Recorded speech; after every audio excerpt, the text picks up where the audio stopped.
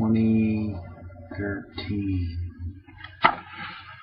Well, tomorrow's supposed to be a pretty warm day here. Started out this morning, it was like 28 degrees, so it was below freezing. And I think I seen on the way home it said 73 on that one bank, but it's bank's always a little bit off. But they're saying maybe 93. I think the record for the 15th of May is 95. So pretty close. So I think I seen the weather map and showed like in the Dakotas it was in the 90s today. So definitely going to be here tomorrow.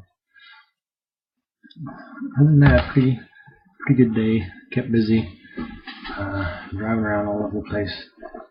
See, what was I talking? Oh, I was sitting lunch, sitting in the park and just having a sandwich, and they had on the radio. I listened to the public radio a lot, and they had what's going on in Minnesota, I must say Senate, because it went through the House last week, and then it was put up to the Senate. The Senate's senators are supposed to vote on it that to legalize same-sex marriage. So there was a lot of talk. It was interesting that you could hear because actually you could hear what was being said, the pros and the cons. And since it did pass in the House, it was pretty much a done deal to be passed in the Senate, and then the governor's supposed to sign it Wednesday. So he's really pushing to get it pushed through. And that's surprisingly, since it came up for vote this last election year, it was actually on the ballot that they wanted to amend the state constitution. And I was surprised. Shouldn't have been, because it's the whole reason I moved here to Minnesota is that it's very liberal. But it was really scary that they was wanting to push it and put it in writing. But majority spoke up and said no. And we've come a long ways. I know for Gordon and I, being together for 30 years. I always joke that, it's as close to marriage as I'm going to get. Because it is everything. Everything, when you make commitment for life, it's commitment. Whether who it's with. And it was never a big thing for us to, legally be married. Thank our lucky stars that Comcast is very up with the times and has what do they call that? Domestic partnership acknowledgement. Anyway, he's completely covered in my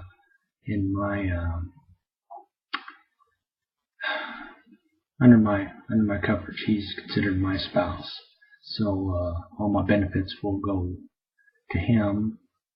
He's got full coverage, which is a good thing for medical reasons for sure. But I think that's a wonderful thing that the company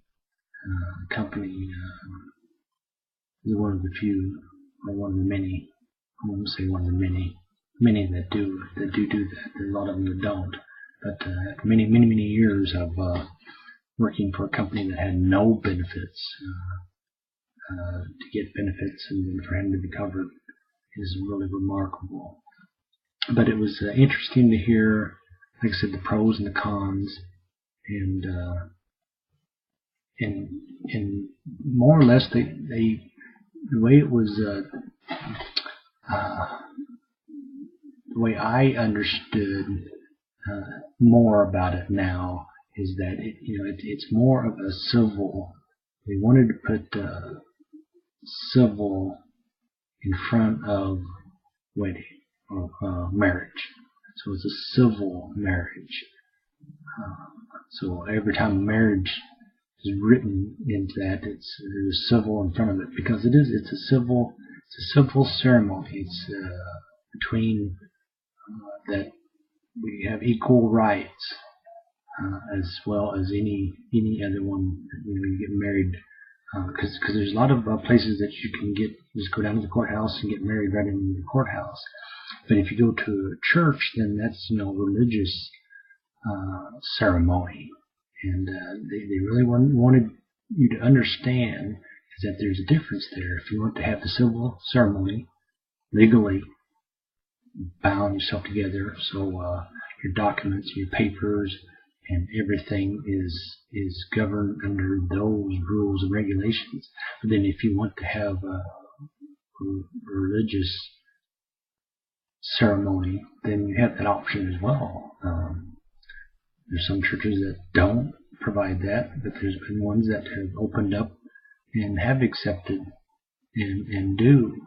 So there's lots of sects and religions that don't care for it or will participate in it or allow it. And then I guess that's where they draw the line, is that they was wanting to impose their religious beliefs onto blanket onto everybody, that if we don't like it and approve it, then we don't want anybody else to like it or approve it. And it's not that. It's under this Constitution of the United States is that we're free and equal. Every man and woman is created equal. We all have equal rights in this country, and I think many of the countries around the world have stepped up. America is one that seems to drag its feet and not be in the forefront of accepting this. It's always been pretty segregated, bigoted country. Our history shows that, not only from slavery, but from the wars and stuff that World War II, where we imprisoned a lot of the Japanese people, the way we treated the Chinese when they came here and worked for us. So it's just every race has had its black eye, so to speak. When the French came, and it just seemed like they're considered the melting pot, and we still accept a lot of people from around the world. That's what makes it so unique, and I think that anytime society can infuse and simulate different types of people, makes it more rich and vibrant. So it's good that Minnesota's done that. I know they're supposed to be legalizing pot, marijuana into the. I think more and more states are going that way as well, seeing that it's not such a wicked taboo thing that has been played out over the years, that it is not only the medical part of it, but just that it is a social, completely social, acceptable thing among the younger generation, as these different generations evolve and get to the point that they have a right to speak up. They do. So kudos to Minnesota. I think that's a wonderful thing. I don't see Gordon and I ever walking down the aisle or changing rings, because he always said, "You don't buy me a ring? I'll buy you a ring. You buy me a ring? I'll buy you a ring." That's just never been. It's never been anything that has made us who we are. We've long accepted each other, that we're in this together for the long term. And even though we've had our ups and downs and ins and outs, and I'll leave you, you leave me, and you leave me, I'll leave you. But comes down to it, no one's going anywhere. No one's going anywhere. So I looked up. I'm gonna play the wedding song. Let's see, they said it was back in 1850. It was taken from some German composer, but the wedding march. I think as far as myself, the pursuit of happiness has always been something that I've strived for. I always wanted not to be alone. I always wanted somebody. That was one of my biggest wishes growing up, is never to be alone. I did not want to be alone. So once I found Gordon, and he seemed like he was the one, and they say that you know right away. And like I mentioned before, I seen him standing next to that wall, and it's like, God, who is that man? And he's the one. He is the one. The one and only. So the wedding march, or as I say, the wedding song, and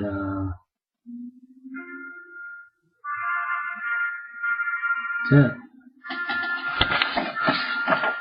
So for all those who get to participate, here's to you. May 14th, 2013.